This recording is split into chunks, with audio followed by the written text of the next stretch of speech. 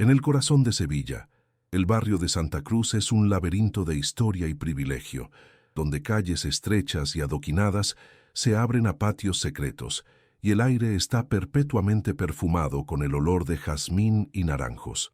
Es aquí donde se erige la imponente mansión de la familia Vega, un palacio silencioso que ha sido testigo de siglos de poder y tradición andaluza.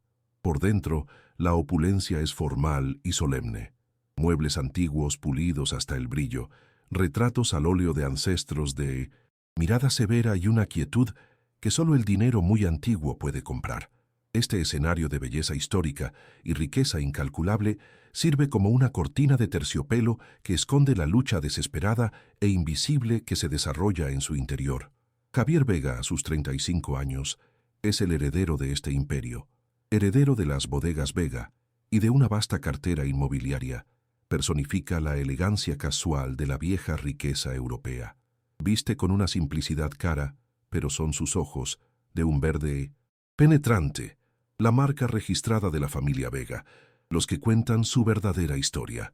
No hay brillo en ellos, solo la sombra de una culpa no admitida y un arrepentimiento que lo atormenta desde hace 7 años.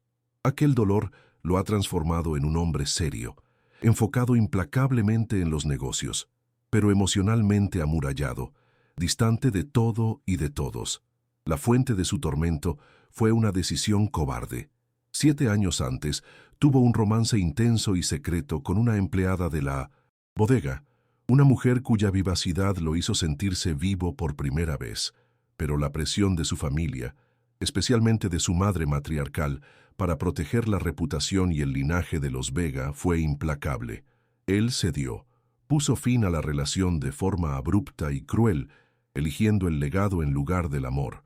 Desde entonces, vive como un prisionero en su propia vida de éxito, un hombre que tiene todo el poder y el dinero que su linaje le ofrece, pero que es atormentado por un vacío existencial que ninguna adquisición o negocio consigue llenar. Mientras Javier vivía con su fantasma, Sofía Romero vivía con las consecuencias. A sus 28 años, era la mujer de aquel pasado, ahora una madre soltera que lucha por criar a su hijo de 6 años, Mateo. Para sobrevivir, trabajaba como empleada doméstica para una agencia de lujo que atendía a las familias más ricas de Sevilla.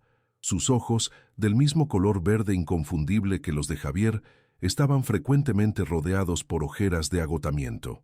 Sin embargo, a pesar del cansancio que pesaba sobre sus hombros, mantenía una postura de resiliencia y una dignidad feroz, una fuerza silenciosa forjada en la adversidad. El dolor de Sofía era multifacético. Abandonada embarazada por Javier 7 años antes, reconstruyó su vida en torno a su hijo. Ahora, sin embargo, enfrentaba una batalla secreta y aterradora. Había sido diagnosticada con queratocono, una enfermedad degenerativa que estaba progresivamente distorsionando su visión. Los médicos fueron claros. Sin un trasplante de córnea, un procedimiento carísimo y con una lista de espera interminable en el sistema público, se quedaría ciega. El pánico de esa sentencia era un nudo constante en su garganta, pero lo escondía bajo una fachada de fuerza, todo para proteger a su hijo y a su madre anciana del miedo que la consumía. Ese día fatídico, la agencia la envió a la mansión de los Vega. Mientras limpiaba la platería en el vasto y silencioso comedor, su visión la traicionó. Las imágenes de los candelabros y los cubiertos de plata se duplicaron. El suelo pareció ondular. Mareada y desorientada, sus manos vacilaron y dejó caer una pesada bandeja de plata. El estruendo del metal contra el mármol resonó por la casa como un disparo, un sonido profano en aquella quietud aristocrática. El miedo de haber dañado un objeto de valor incalculable, sumado al pánico de su visión fallando, fue demasiado para ella. Cayó de rodillas, las manos temblando mientras intentaba recoger los cubiertos esparcidos, y entonces la presa que había construido durante meses finalmente se rompió. Las lágrimas de desesperación, de miedo por su visión, por el futuro de su hijo, por su soledad, comenzaron a correr por su rostro en un flujo silencioso e incontrolable. No sollozaba, solo lloraba, una imagen de completa y absoluta fragilidad en el suelo de mármol frío, rodeada por la riqueza de un mundo que nunca sería el suyo. Fue en ese exacto momento que Javier entró en la sala. Había llegado a casa de su madre sin avisar, buscando un refugio de la quietud de su propia vida. Y allí la vio, una mujer de rodillas, llorando en medio de la platería esparcida. La reconoció al instante. Sofía. El fantasma que lo atormentaba estaba allí, en carne y hueso, en un estado de desesperación, un torbellino de emociones, culpa, shock, dolor. Lo golpeó, paralizándolo en la puerta. Antes de que una sola palabra pudiera ser dicha, un niño de 6 años entró corriendo en la sala, atraído por el ruido de la caída. «Mamá, ¿estás bien?», preguntó la pequeña voz llena de preocupación. El niño se detuvo al ver al extraño en la puerta y levantó la vista. Sus ojos, de un verde puro e inconfundible, se encontraron con los de Javier. Eran una réplica exacta, el mismo tono, la misma forma. Eran los ojos de los Vega. El mundo de Javier dejó de girar. El aire fue succionado de sus pulmones. 7 años de un secreto enterrado fueron desenterrados y revelados en ese instante, en la mirada inocente de un niño que era innegablemente su hijo, un secreto devastador revelado en un instante. Si tu corazón se detuvo junto con el de Javier, suscríbete a nuestro canal, porque esta historia apenas comienza. Y cuéntanos, ¿desde qué ciudad estás sintiendo esta emoción? El mundo de Javier, antes un eje estable de negocios y rutinas vacías, se inclinó y se hizo añicos en 1.000.000 de pedazos. El sonido de la bandeja cayendo fue reemplazado por un zumbido en sus oídos. Su enfoque se estrechó a un único punto: los ojos de su hijo. 7 años de culpa sin nombre ahora tenían un rostro, un nombre y los mismos ojos verdes que veía en el espejo cada mañana. Miró el rostro de Sofía, manchado de lágrimas y ahora pálido de terror, y la profundidad de su fallo lo golpeó. No solo había roto el corazón de una mujer, había abandonado a su propio hijo a una vida de lucha. El primer instinto de Sofía fue el de una leona protegiendo a su cría. El miedo por su visión, por su empleo, todo desapareció, reemplazado por un terror primordial y abrumador. Se levantó de un salto, colocando a Mateo detrás de sus piernas, usando su propio cuerpo como un escudo. En sus ojos, Javier no era el hombre que había amado, ni siquiera el hombre que la había abandonado. Era una amenaza, un Vega, un representante de una familia poderosa que podría, con una palabra, arrancar a su hijo de sus brazos, la única cosa buena y verdadera en su vida.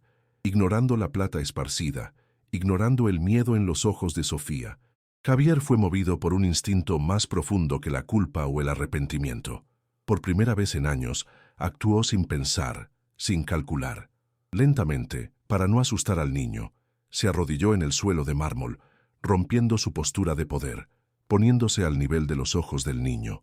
Sus propios ojos, generalmente tan controlados, estaban ahora abiertos, crudos, llenos de una vulnerabilidad dolorosa que era una petición de perdón silenciosa. Se estaba despojando de 7 años de armadura. «Hola», dijo Javier, la voz ronca, casi un susurro. «Soy Javier, ¿cómo te llamas?» El niño, todavía escondiéndose detrás de su madre, se asomó con una curiosidad infantil que superó el miedo. «Mateo», murmuró. El simple intercambio, la presentación de un nombre, fue un terremoto en el mundo de Javier. Ya no era un secreto, una abstracción. Era Mateo, era su hijo, y había perdido 6 años de su vida. Cada segundo de ese momento se grabó en su memoria. El pánico se apoderó de Sofía. Agarró la mano de Mateo con fuerza. «Tenemos que irnos. Ahora», dijo, la voz un hilo de urgencia. Intentó tirar de él hacia la salida. Su única intención era huir de esa sala, de esa casa, de esa familia, y proteger a su hijo de la catástrofe que esa revelación representaba. No podía pensar, solo huir. Huir antes de que pudieran reclamar lo que más amaba en el mundo. «Por favor, Sofía, no huyas», imploró Javier con la voz quebrada. Permaneció de rodillas, una postura de súplica total.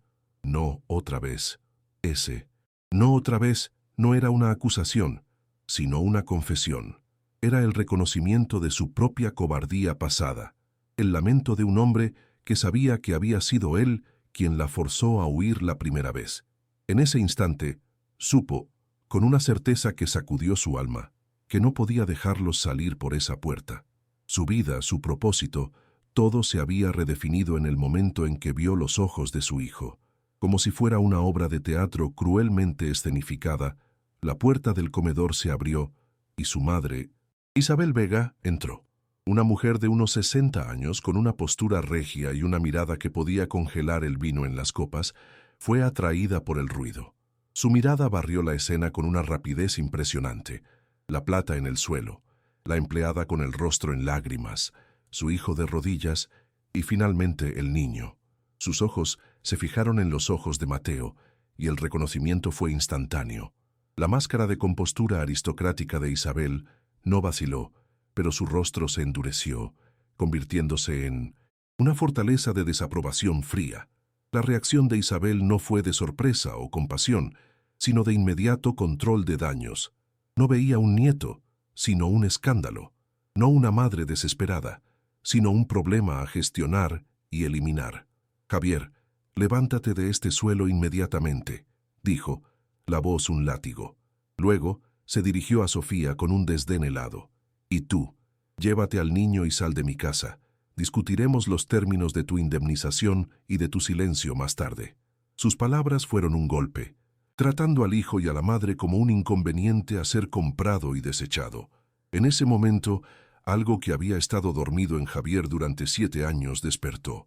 La cobardía que lo había definido se transformó en furia protectora. Se levantó, no para obedecer, sino para confrontar. Por primera vez en su vida, se interpuso entre una orden de su madre y otra persona. «No», dijo, la voz resonando con una autoridad que ella nunca había oído de él. «No se van a ninguna parte. Se queda. Es mi hijo». La declaración hecha frente a su madre fue el sonido de la ruptura de sus cadenas. Atrapada entre la matriarca aterradora que quería hacerla desaparecer y el hombre que la había abandonado pero que ahora parecía querer luchar, Sofía cedió al instinto. Intentó de nuevo salir tirando de Mateo, pero esta vez Javier bloqueó físicamente la puerta, no con violencia, sino con una presencia inquebrantable. «Sofía, por favor, sé que tienes todos los motivos para odiarme, pero no te dejaré ir, hasta que hablemos. No voy a perderlo». La promesa era tanto para ella como para sí mismo. Con una determinación férrea, Javier logró que su madre saliera de la sala, prometiendo resolver la situación. Luego se volvió hacia Sofía, que abrazaba a Mateo con fuerza. La conversación que siguió fue un campo minado de 7 años de dolor, resentimiento y preguntas no hechas. Con la voz temblorosa, ella lo acusó, su mayor miedo saliendo a la luz. «¿Qué quieres? ¿Llevarte a mi hijo? ¿Convertirlo en un Vega y desecharme a mí? No lo permitiré». Él juró que no era eso, que todo lo que quería era una oportunidad de ser padre, de ayudar, de arreglar el error más catastrófico de su vida. Fue entonces cuando, en medio de las lágrimas de rabia, ella dejó escapar la verdad sobre su condición. «¿Cómo vas a ayudar? No puedes darme ojos nuevos», gritó, la frustración y el miedo a su ceguera inminente finalmente explotando. La revelación golpeó a Javier con la fuerza de un puñetazo. No, era solo una cuestión de abandono. Era una cuestión de vida, de visión, de un futuro que ella corría el riesgo de no ver. La negativa de ella a aceptar su ayuda era un muro de orgullo y miedo. «No quiero tu dinero. No quiero nada de tu familia», repetía, cada palabra un escudo. Para Sofía, aceptar la ayuda de Javier significaba ceder el control. Significaba darle a esa poderosa familia una entrada en su vida y en la de Mateo, un poder que temía que usaran para, eventualmente, quitárselo. Su negativa no era solo orgullo, era una estrategia desesperada de autoprotección, nacida de una herida profunda. Mientras Javier intentaba romper las barreras de Sofía con promesas, Isabel Vega comenzaba su propia guerra. Entre bastidores, contactó al abogado de la familia e hizo una oferta a Sofía a través de un intermediario. Una cantidad de dinero que le cambiaría la vida, suficiente para garantizar el futuro de Mateo y pagar cualquier tratamiento a cambio de que desapareciera. Debía mudarse a otra ciudad, cortar todos los lazos y firmar un acuerdo renunciando a cualquier reclamación de paternidad. La oferta no era un gesto de ayuda, era un intento de comprar un niño y borrar un error. ¿Te está gustando esta historia? Deja un like y suscríbete al canal. Ahora continuamos con el vídeo. La negativa de Sofía a aceptar el dinero de Isabel solo intensificó la determinación de la matriarca. Para Javier, la situación era una pesadilla. Estaba librando una guerra en dos frentes, contra la desconfianza justificada de Sofía y contra la manipulación implacable de su propia madre.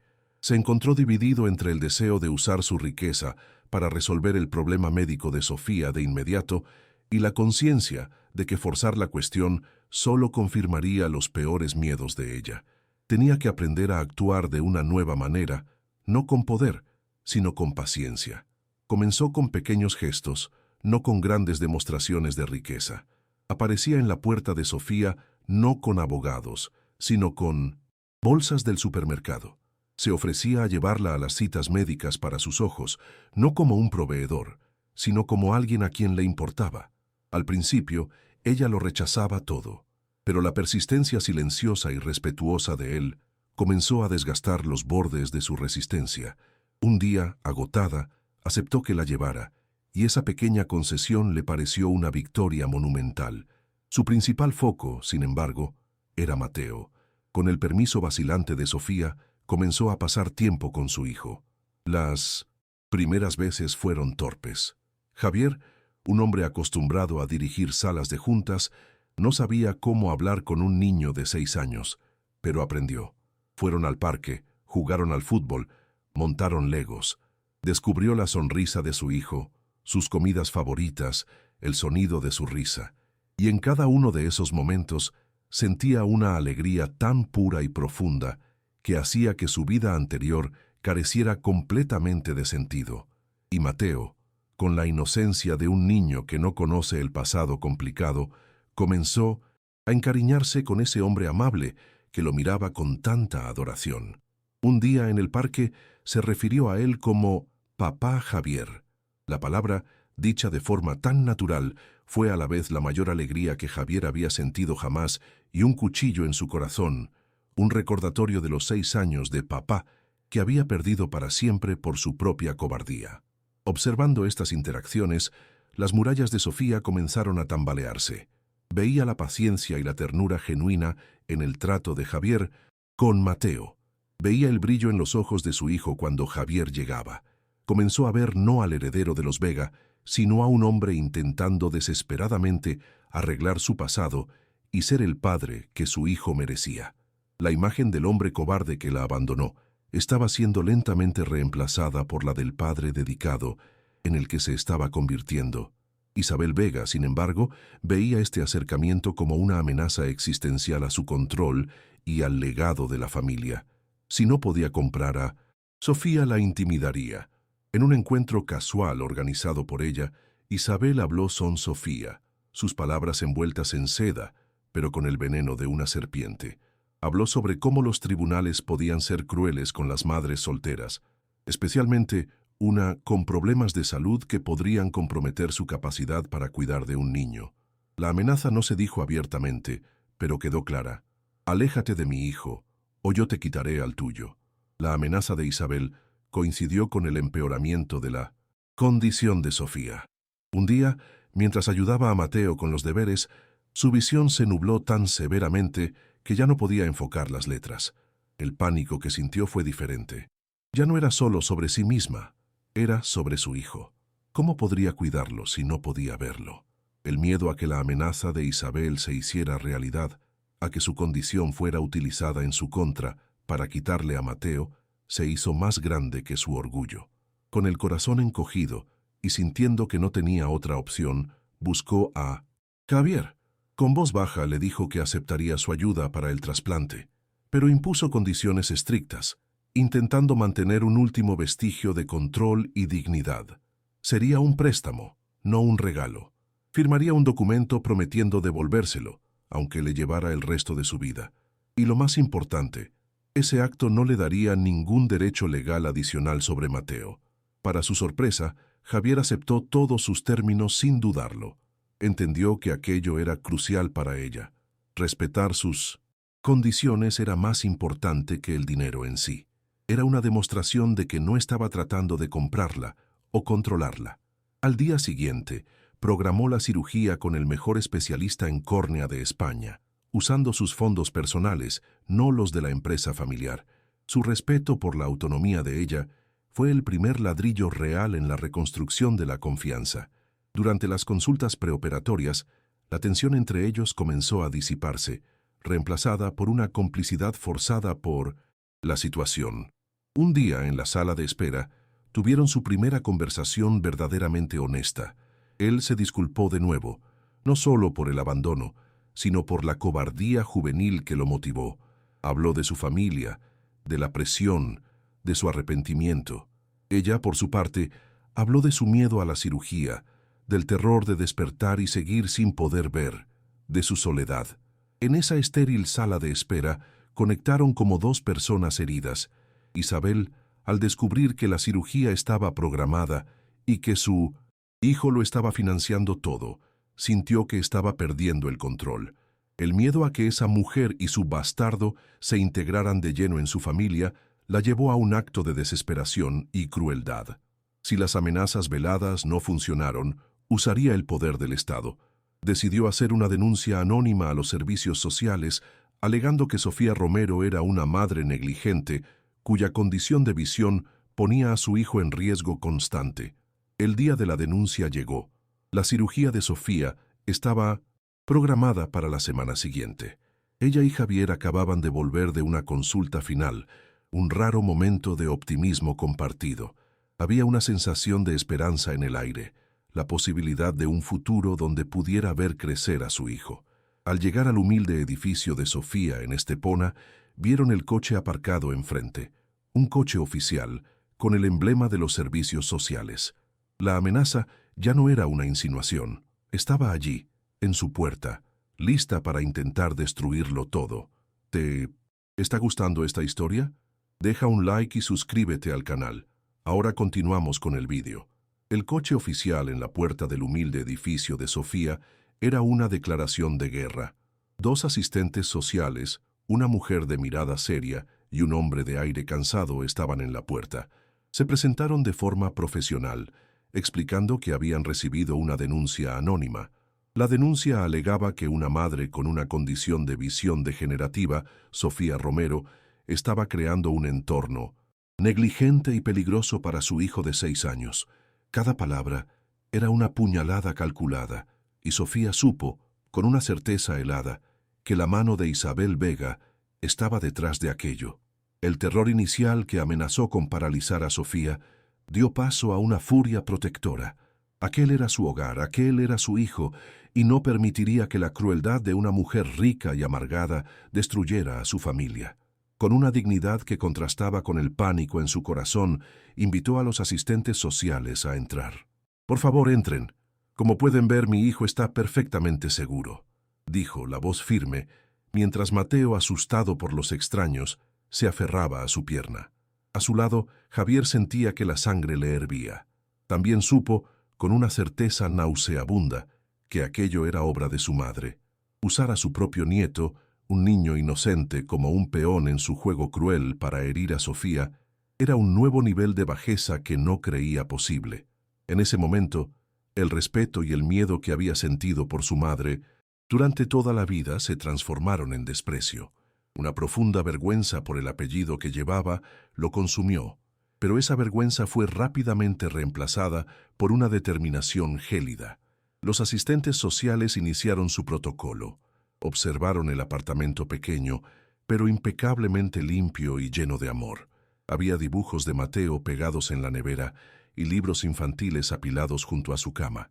Le hicieron preguntas a Mateo, quien, aunque tímido, habló con cariño de su madre y de cómo lo ayudaba en todo. Le hicieron a Sofía preguntas difíciles e invasivas sobre cómo cocinaba, cómo lo ayudaba a cruzar la calle, cómo lidiaba con su visión en deterioro. Ella respondió a todo con una honestidad y una fuerza que los dejó visiblemente impresionados. Como si el momento hubiera sido ensayado, Isabel Vega llegó. Llamó a la puerta, fingiendo una sorpresa perfectamente escenificada. «Javier, querido, vengo a ver a mi nieto y me encuentro. ¿Qué está pasando aquí?», preguntó, la voz goteando falsa preocupación. Su presencia era una táctica de intimidación, una forma de presentarse ante los asistentes sociales como la alternativa rica, estable y adecuada, en contraste con la humilde casa de Sofía. Estaba allí para reclamar lo que consideraba suyo por derecho de sangre. Fue la gota que colmó el vaso para Javier. Se dio la vuelta y se enfrentó a su madre, no como un hijo, sino como un adversario. «Sal, madre», dijo, la voz baja pero vibrando con una finalidad que ella nunca había oído antes. «No eres bienvenida en esta casa. Sé que fuiste tú». El shock en el rostro de Isabel fue real. El poder que siempre había ejercido sobre él se desintegró en ese instante. La dinámica de toda una vida entre madre e hijo se rompió ante todos en esa pequeña sala de estar. Isabel, recuperándose, intentó justificarse, su voz ahora estridente de indignación. «Lo hice por él, para proteger el legado de los Vega. Es nuestra sangre, merece más que esto», dijo, gesticulando, con desdén hacia el apartamento de Sofía. Sus palabras revelaron su verdadera motivación. No era amor por el niño, sino la posesión de un heredero, la continuación de un linaje. El niño era un símbolo, no una persona. Las palabras de su madre fueron el catalizador para la epifanía final de Javier. Miró el rostro de Sofía, pálido pero resuelto. Miró a su hijo, confuso y asustado por la tensión, y miró a su madre, la personificación de una tradición fría y vacía, que valoraba la sangre por encima del amor y el apellido por encima de la felicidad. Supo con una claridad que lo liberó lo que tenía que hacer. Para proteger a su nueva familia, tendría que destruir su antiguo mundo. El sacrificio tendría que ser total y absoluto. Se volvió hacia los asistentes sociales que observaban la escena atónitos. Su voz, cuando habló, era tranquila, clara y llena de una autoridad que no venía del dinero, sino de la convicción. «Señores, entiendo su presencia aquí, y para garantizar que no quede ninguna duda sobre el bienestar de este niño, o sobre dónde pertenece, necesito hacer una declaración oficial en presencia de ustedes». Miró a su madre una última vez, y luego sus ojos se encontraron con los de Sofía, una disculpa y una promesa en una sola mirada.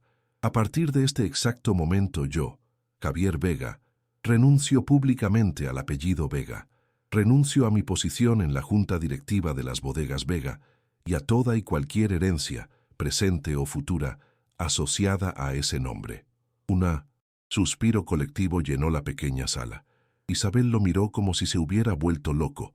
Ignorando la mirada horrorizada de su madre, continuó, la voz ganando fuerza, el enfoque enteramente en Sofía y Mateo. «Mi único legado, mi única herencia y mi única familia están en esta habitación. Son Sofía y Mateo. Si es necesario, construiré una nueva vida para nosotros, desde cero, con mis propias manos. El apellido Vega y el poder que conlleva ya no los amenazarán, porque a partir de hoy, ese apellido ya no me pertenece». El acto de sacrificio fue tan completo, tan absoluto, que dejó a todos sin palabras. No solo estaba ofreciendo ayuda, se estaba despojando de su identidad, de su privilegio, de su pasado, todo para proteger el futuro de ellos. Era la prueba final e irrefutable de su transformación. Había elegido el amor en lugar del legado. Para Sofía, que lo observaba con lágrimas ahora no de miedo, sino de una emoción abrumadora, todas las dudas y desconfianzas se disolvieron. En ese momento, no vio al heredero que la abandonó, sino al hombre que estaba dispuesto a abandonarlo todo por ella. ¿Te está gustando esta historia? Deja un like y suscríbete al canal. Ahora continuamos con el vídeo. Con la declaración de Javier suspendida en el aire, la investigación de los asistentes sociales llegó a un abrupto final. Vieron claramente que aquello era un amargo drama familiar, no un caso de negligencia. Se disculparon por la intrusión y se retiraron. Isabel Vega, derrotada y, efectivamente desheredada por su propio hijo, se fue sin decir una palabra, el rostro una máscara de furia e incredulidad.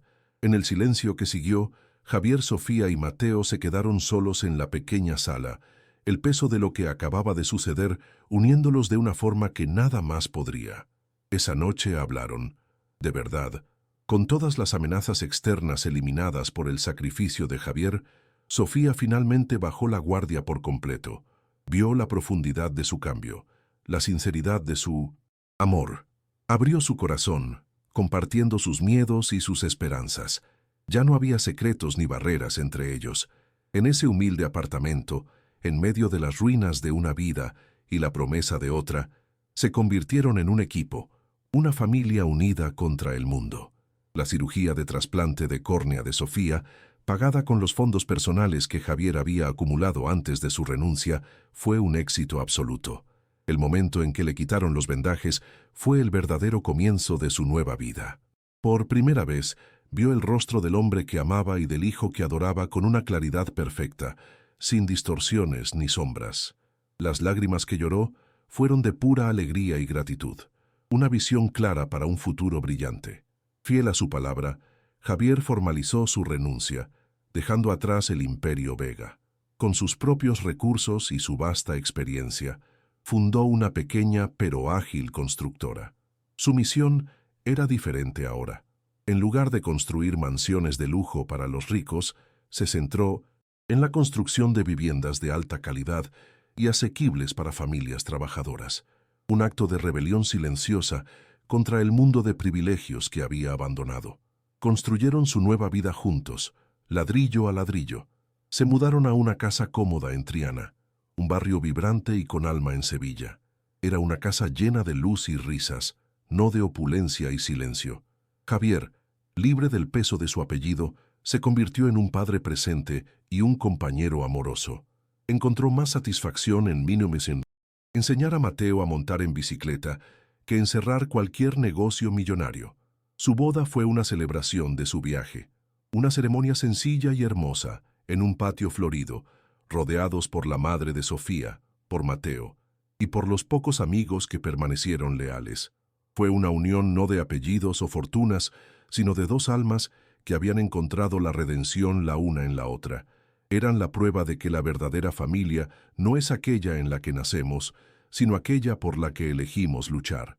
La felicidad que encontraron era más rica que cualquier herencia. Con su visión restaurada y su futuro seguro, Sofía redescubrió su fuerza.